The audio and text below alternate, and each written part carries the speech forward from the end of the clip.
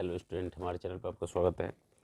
मेरा नाम है सरवन और आज हम देखने वाले हैं सैम्पल पेपर। जो आपका प्रैक्टिस टेस्ट था, मैंने बोला था इसको सैम्पल पेपर आप मान सकते हैं। इसका हम पार्ट 2 देखने वाले हैं। इसमें हम क्या करेंगे, जो पिछला क्वेश्चन किए थे उससे हम आगे की नेक्स्ट क्वेश्चन करेंगे। मैं पिछले पार्ट 1 में 10 क्वेश्चन करवाया था, 10 क्वेश्चन करवाया था। आज उससे हम आगे चलते हैं और शुरू करते हैं क्वेश्चन नंबर 11 से। ठीक है, देखिए आपका ये क्वेश्चन नंबर 11 है।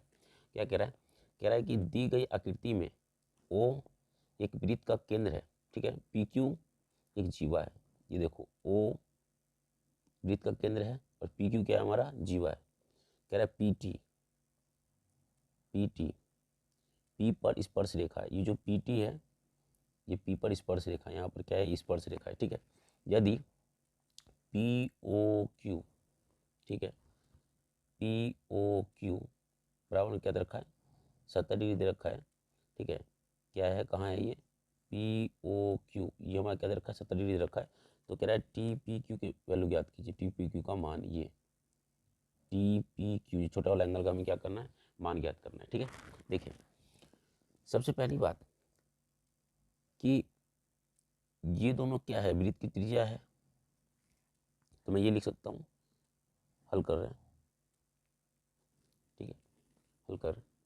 देखिए, अच्छा मैं ये कह सकता हूँ कि ओ क्यू बराबर में ओ पी वृत्त की त्रिज्या है। ठीक है, ये कह सकता हूँ। अच्छा, अगर ये दोनों त्रिज्या है वृत्त की और ये दोनों बराबर है तो देखो सम्मुख भुजा बराबर तो साथ वाला कोण भी बराबर होता है। तो मैं ये कह सकता हूँ कि एंगल क्यू बराबर में एंगल पी भी होगा। कैसे? तो सम्मुख बराबर भुजाओं के सम्मुख कोण बराबर होता है। ठीक है, ये कह सकता हूँ। अच्छा, और ये हमारा कितना दे रखा है? ये हमारा दे रखा है 70 डिग्री। ठीक है, तो इन दोनों में से किसी एक की वैल्यू, क्योंकि मुझे ये निकालना ही है और मुझे पता है कि पूरी क्या होगी। ये हम क्या जानते हैं?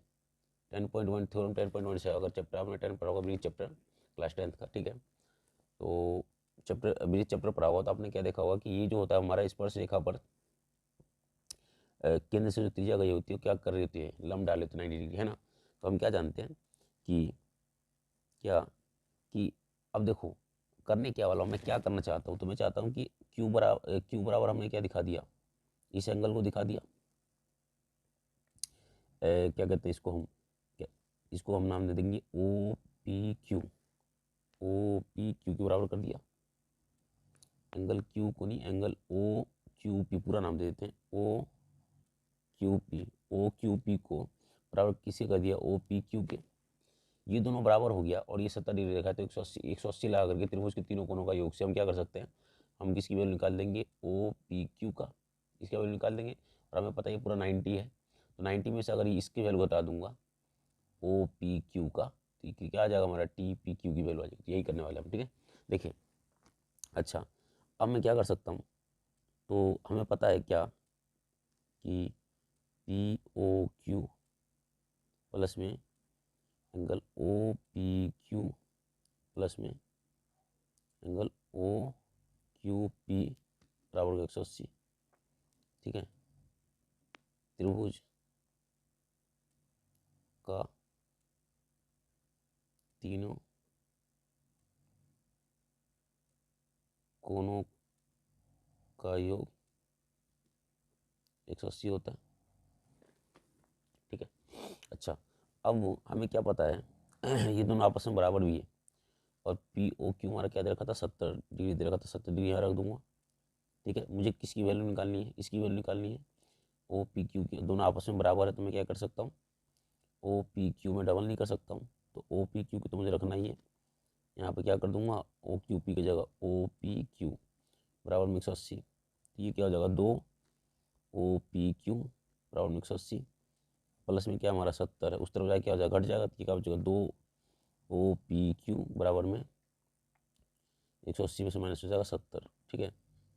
ये क्या हो जाएगा, 2OPQ बराबर में 180 में से माइनस हो गया 70, तो बचा क्या 110, ठीक है। ये कितना है 2OPQ, ठीक।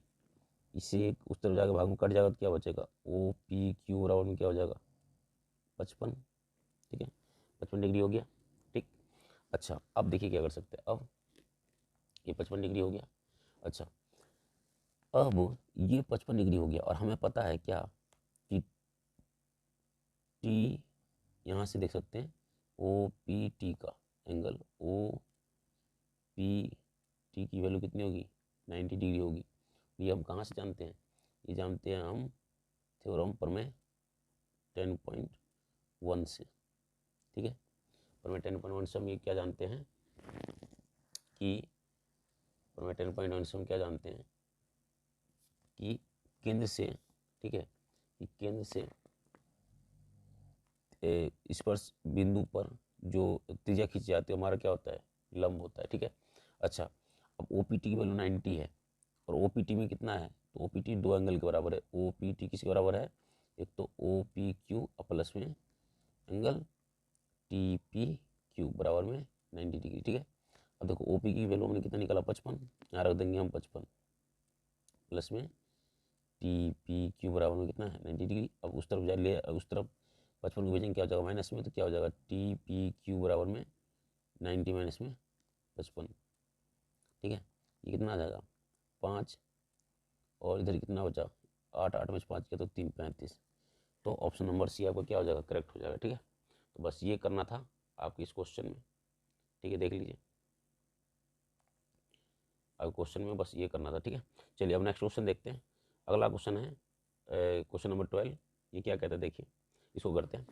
क्या है, कह रहा है कि किसी बहुपद के शून्य का योग और गुणनफल क्रमशः इतना इतना हमें दिया हुआ है, 2/5 1/4, इसका गुणांक सी का मान याद कीजिए। अच्छा देखिए हमें क्या पता है कि अल्फा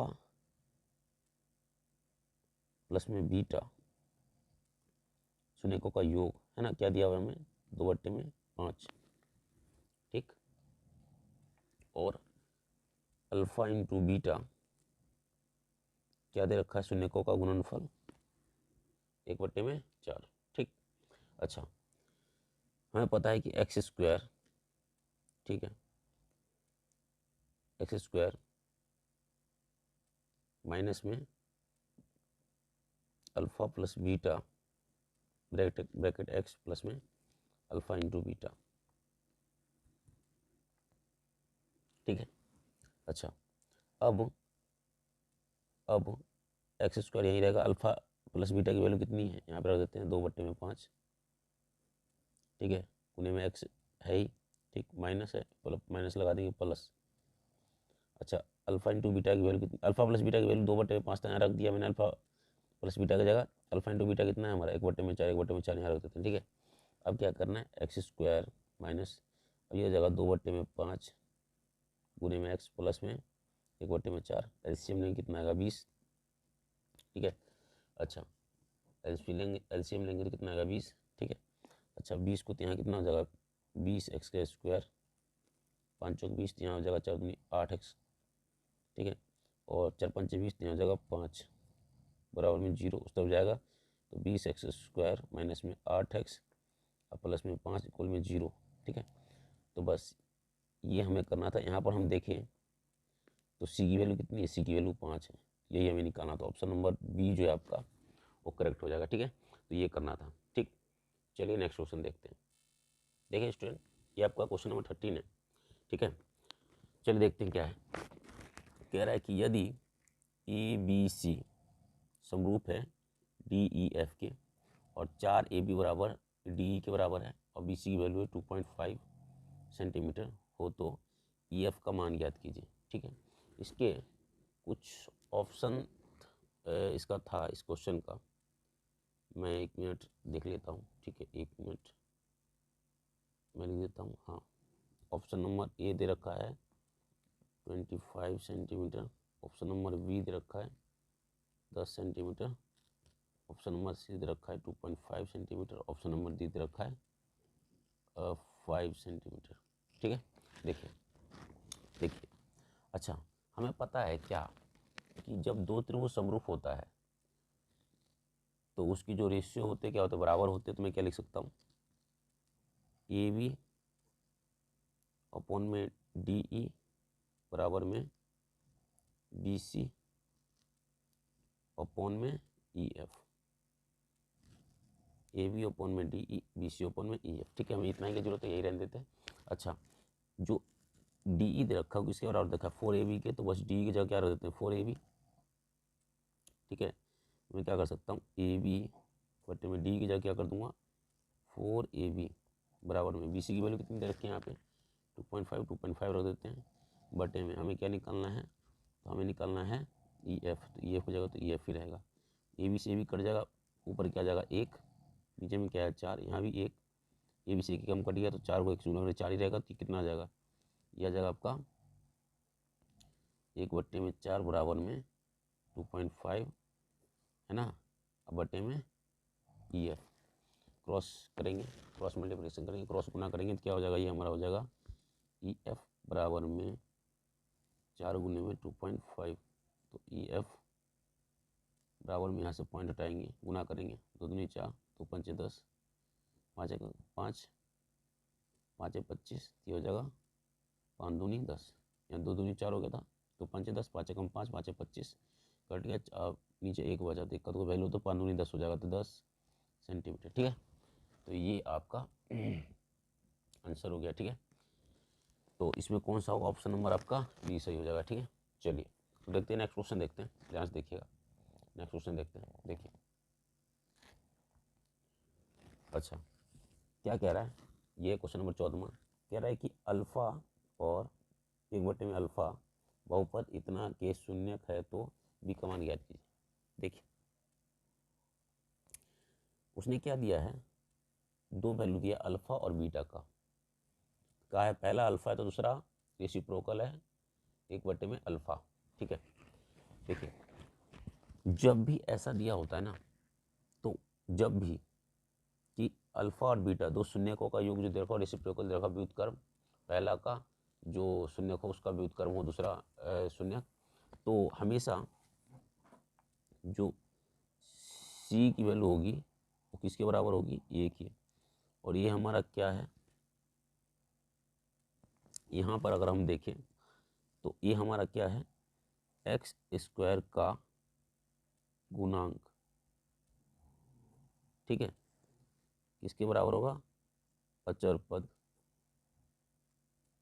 ठीक है, जब भी क्या कि c की वैल्यू a के बराबर होगा, मतलब कि x का गुणांक जो होगा, ठीक है, उसके बराबर होगा अगर अचर पद, तो इसका मतलब है कि उसका जो शून्यक होगा क्या होगा, वो व्युत्क्रम होगा, पहला का दूसरा क्या होगा, व्युत्क्रम होगा। ठीक है, अच्छा इसका मतलब क्या है, इसका मतलब है कि अगर मैं इसके जगह कोई भी वैल्यू मानता हूँ, जैसे मान लो इसके जगह अगर मैं 1 मान लूँ, तो वहाँ क्या कह सकता हूँ, मैं इसको बना सकता हूँ एक्स का स्क्वायर प्लस में बी एक्स प्लस में सी इक्वल में 0 है।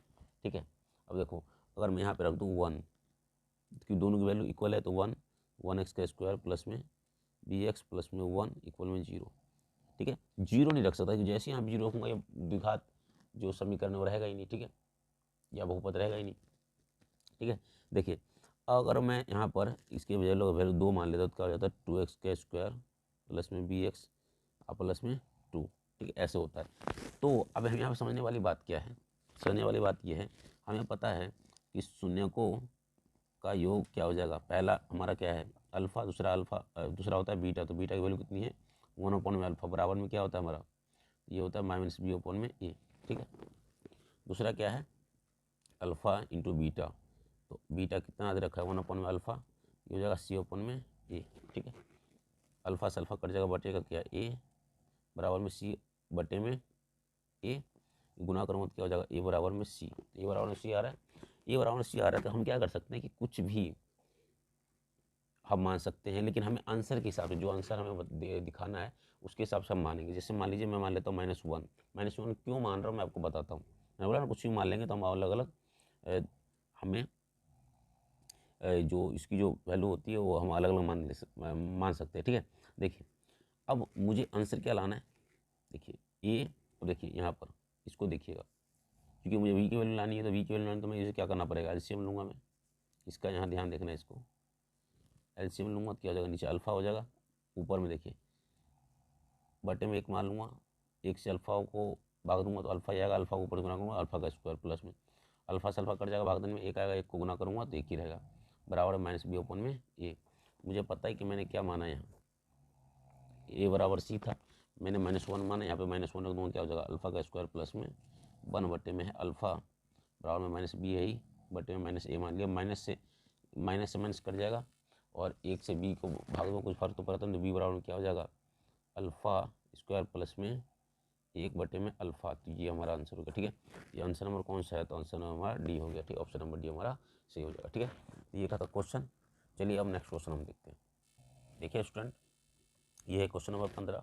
ठीक है, देखिए इसमें क्या करना है, तो दिया हुआ है कि दी गई आकृति में यदि ई ओ बी का वैल्यू है 125, इसका वैल्यू रखा है 125 डिग्री। ठीक है, तो कह रहा है सी ओ डी की वैल्यू निकाली, सी ओ डी की। देखिए ऐसे क्वेश्चन हमें करने क्या होता है, तो आपको एक चीज़ पता होगा क्या, कि ये हमारा क्या है, ये हमारा क्या है, स्पर्श रेखा है, ये भी हमारा क्या है, स्पर्श रेखा है, ये भी, अगर मैं इसको नाम दे दूँ, कुछ भी देता हूँ, टी है ना, पी क्यू आर, तो ए टी बराबर क्या होगा हमारा, ए पी होगा, डी पी बराबर हमारा क्या होगा, डी क्यू होगा।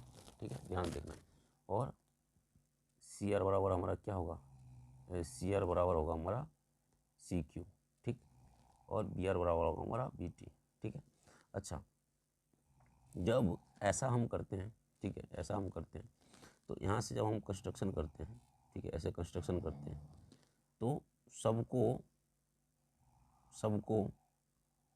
जोड़ करके डबल करके, ये जो आमने सामने का जो शीर्षाभिमुख कोण है ना, एक चतुर्भुज के वृत्त के परिगत है ना, जो सम्मुख कोण होता है, या एक चतुर्भुज के विपरीत भुजाओं के बीच के सम्मुख कोण क्या होते हैं, 180 होते हैं। मतलब ये जो सम्मुख कोण बन रहा है, ठीक है, ये कितना होता है, दोनों का योग 180 होता है। तो हम क्या कह सकते हैं, वृत्त के परिगत चतुर्भुज के विपरीत भुजाओं द्वारा अंतरित कोणों,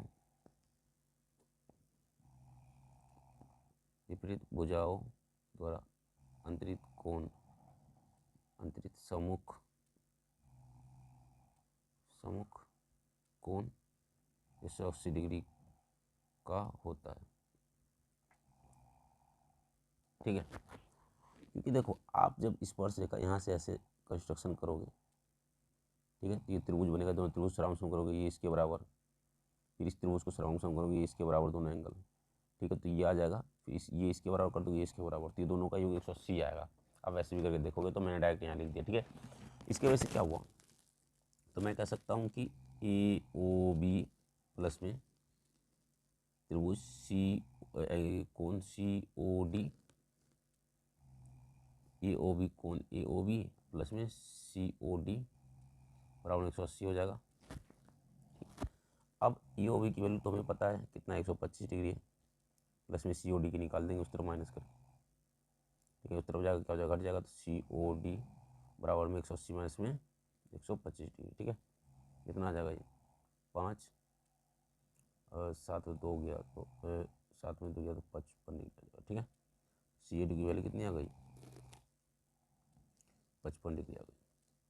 ठीक, 5 6 में से 2 गया तो यहाँ 5 आया, ठीक है, यहाँ 7 में 2 गया तो 5, ठीक है, 55 डिग्री। ठीक है, ये ऑप्शन नंबर आपका बी सही हो जाएगा। ठीक है, तो ये करना था। ठीक, अच्छा चले आगे चले, अगला क्वेश्चन देखते हैं। देखिए अगला क्वेश्चन जो हमें करना है, ये 16वां क्वेश्चन है और अच्छा क्वेश्चन है। इसमें वैल्यू का बस वैल्यू पुट करना है, ठीक है, और हमें मान ज्ञात करना है। क्या कह रहा है? कह रहा है कि tan 30 tan 60 माइनस में cot 30 और cot 60 का मान ज्ञात कीजिए, ठीक है। तो ये हमें करना है। देखिए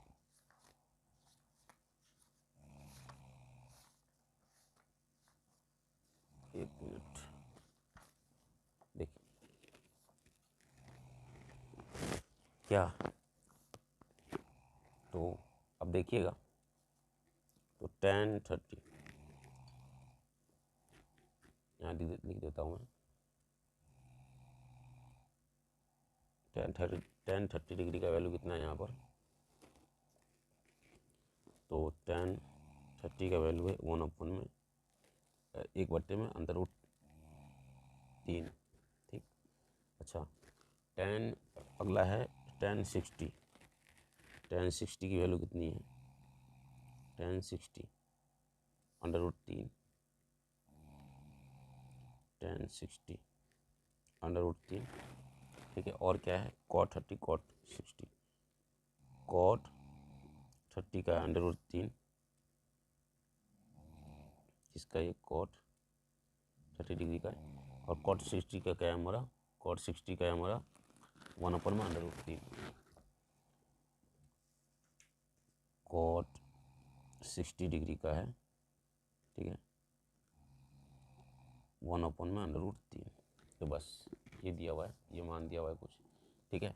इसको यहाँ पे रखना है और हमें क्या करना है? वैल्यू याद करना है, ठीक है। तो बस देखिए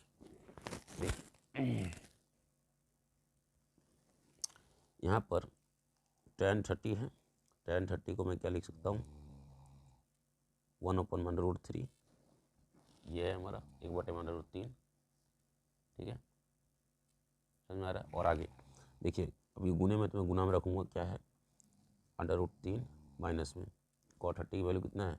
अंडर रूट 3, और गुने में cot 60 की वैल्यू कितनी है? 1/, में अंडर रूट 3। क्या हो जाएगा? कट जाएगा ये, अंडर रूट 3 अंडर रूट 3 कट गया, क्या बचा? एक में से माइनस होगा, एक क्या हो जाएगा हमारा? 0। तो ऑप्शन नंबर आपका क्या, कौन सा सही हो जाएगा? सी, ठीक है। तो ये करना था, ये छोटा सा क्वेश्चन था, आसान क्वेश्चन था।